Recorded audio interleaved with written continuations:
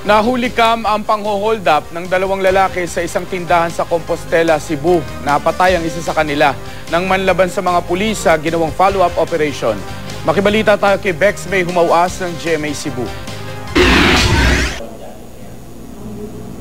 Paikot-ikot ang dalawang lalaking ito sa isang tindahan sa Compostela, Cebu.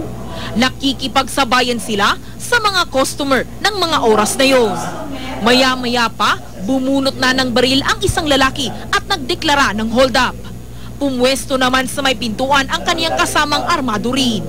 Tila pinapakalma rin niya ang mga mamimili. Walang security guard ang tindahan kaya mabilis na tangay ng mga hold-upper ang 11,000 pisong kita ng araw na yon. Nangyari ang pang-hold up noong nakaraang Martes. At sa tulong ng CCTV, namukhaan ang mga hold-upper. We installed sila CCTV camera because by this we can easily identify the mga suspects, no, for follow-up operations. Nagsagawa ng operasyon ang pulisya laban sa mga salarin nitong Sabado. Una nilang natuntun ang lalaking nagdeklara umano ng hold-up na nakilalang si Guillercito Capote. Naaresto siya sa kanyang bahay sa Danau City. Nakuha sa kanya ang isang granada at isang baril na kargado ng bala. Pati ang damit na suot niya nang gawin ang krimen nakuha rin.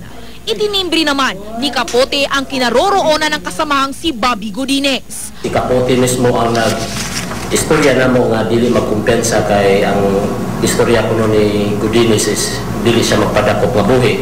And he also divulged nga Godinez is fully armed. Ayon sa pulisya, nanlaban si Godinez ng kanilang tangkang arestuhin noong Linggo. Kaya nabaril siya at napatay ng mga operatiba. Bigo nang makuha ng pulisya ang perang nakulimbat ng dalawang lalaki. Kung dapat sila nga ibilanggo for the lifetime, it should be done. Wala mo na ante, trip no. Trip lang ka na manguha ginagmay. Pag mahilis gutan mo, kung isudog sa ako, sus, di marang una po ka sa ako siguro. Magmahay lang.